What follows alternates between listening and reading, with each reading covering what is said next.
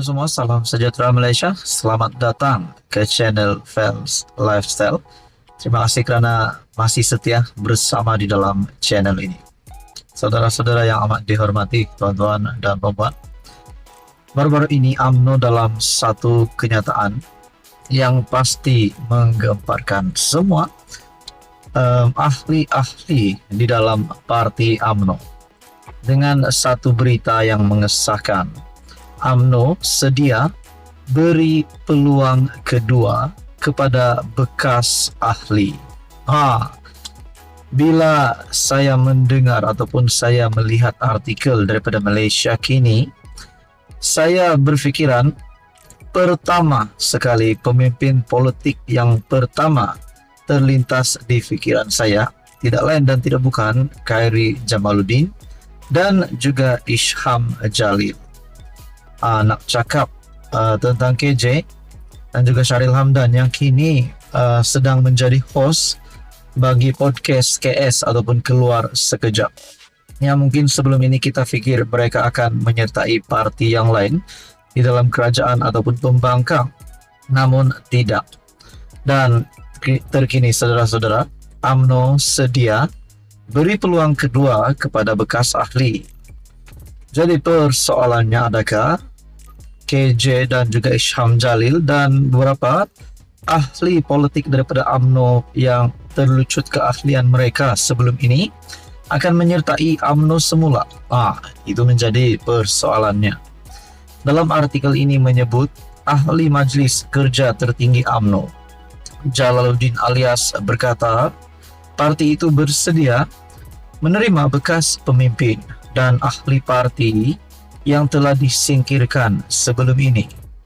Jalaluddin yang juga pengerusi Badan Perhubungan UMNO Negeri Sembilan berkata, ini kerana ada di kalangan mereka yang disingkirkan selepas protes pemutihan mahu menjadi ahli UMNO semula selepas melihat keadaan parti itu ketika ini.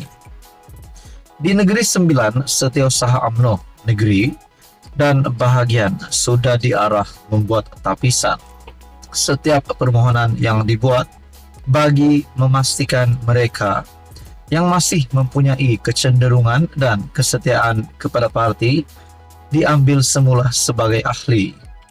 Proses pemutihan dilakukan parti sebelum ini bertujuan membersihkan parti daripada mereka yang tidak berminat lagi dengan UMNO dan beranggapan parti itu akan menjadi lemah, katanya seperti dilaporkan.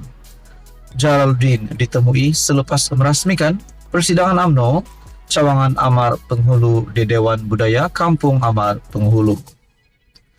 Persoalannya saudara-saudara, proses pemutihan melalui artikel ini yang dilakukan parti sebelum ini bertujuan membersihkan parti daripada mereka yang tidak berminat lagi dengan UMNO dan beranggapan parti itu akan menjadi lemah. Di samping pengumuman daripada UMNO yang sedia memberi peluang kedua kepada bekas ahli, bukankah kita juga boleh berfikir satu lagi sudut pandangan berkaitan dengan proses pemutihan? Mungkinkah sehingga hari ini masih ada pemimpin di kalangan parti UMNO ataupun Barisan Nasional yang sebenarnya sudah beranggapan parti itu sudah lemah, dan mungkin terdapat pemimpin ataupun ahli, bahkan ahli parlimen ataupun wakil rakyat dalam UMNO yang perlu terlibat dengan proses pemutihan ini sekiranya mereka menganggap parti itu sudah lemah. Itu menjadi persoalannya. Jadi persoalan pertama, adakah KJ dan ahli yang terlucut jawatan mereka sebelum ini akan kembali kepada UMNO? Dan persoalan yang kedua, adakah lebih ramai lagi ahli dalam parti UMNO akan keluar daripada UMNO? Itu menjadi persoalan. Apa komen Anda? Sekian saja, teruskan bersama di dalam channel ini untuk info yang seterusnya. Halo semua, salam sejahtera Malaysia. Selamat datang ke channel Fels Lifestyle. Tuan-tuan dan puan yang amat dihormati.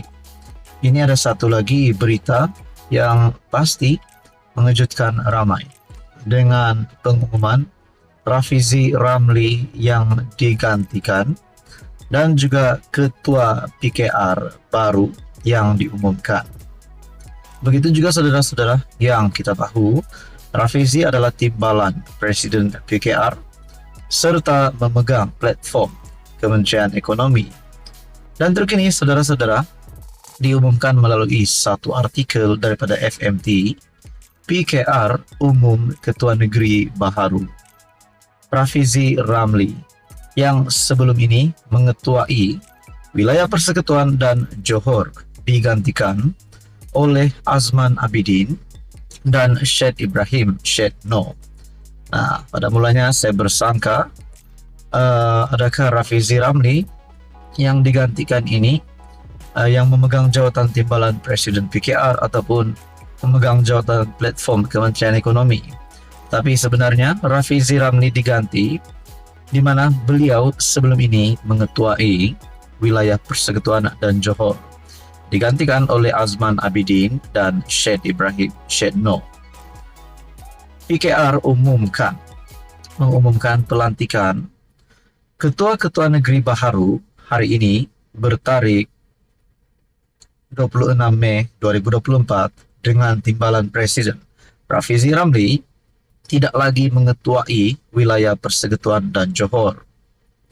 Rafizi digantikan oleh Setiausaha Politik Presiden PKR Anwar Ibrahim Azman Abidin di wilayah Persekutuan dan Ahli Parlimen Ledang Syed Ibrahim Syed No di Johor. Sementara itu, timbalan Menteri Pendidikan Tinggi yang juga Ahli Parlimen Sepanggar Mustafa Sakmud dilantik sebagai Ketua PKR Sabah menggantikan Sangkar Rasam.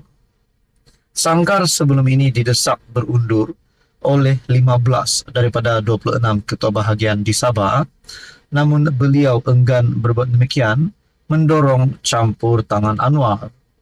Timbalan Menteri Perdagangan Dalam Negeri dan Kos Sara Hidup Fauziah Saleh mengambil alih jawatan Ketua PKR Pahang daripada Amiruddin Syari. Amiruddin, Naib Presiden Parti, akan terus menerajui Selangor. Seorang lagi Naib Presiden Parti, Nik Nazmi Nik Ahmad, tidak lagi mengetuai PKR Kelantan dan Terengganu, digantikan masing-masing oleh Suparadi Mat Nur dan Ahmad Nazri Yusof. Diumumkan juga di sini, timbalan Menteri Perdagangan Dalam Negeri dan Kos Sara Hidup Fauziah Saleh mengambil alih jawatan Ketua PKR Pahang daripada Amiruddin Syari yang juga MB Selangor. Dalam kenyataan, Ketua Penerangan PKR Fahmi Fazil berkata, perubahan kepimpinan negeri ini diputuskan dalam mesyuarat Majlis Pimpinan Pusat Parti. Pada mesyuarat itu, katanya, pucuk pimpinan parti turut membincangkan tahap kesiapsiagaan jentera bagi menghadapi PRK Dun Sungai Bakap, Pulau Pinang, yang dijangka diadakan susulan kematian penyandangnya Nur Zamri Latif daripada PAS pada Jumaat. Saudara-saudara yang amat dihormati, tuan-tuan dan puan, apa komen anda berkaitan dengan rombakan ini? Rasanya rombakan. Ada pemimpin yang diganti, ada juga yang dilantik. Begitu juga antara nama besar yang digantikan di sini adalah Rafizi Ramli dan juga rasanya Amiruddin Syahri sebagai MB Selangor. Apa komen anda? Sekian saja, teruskan bersama di dalam channel ini.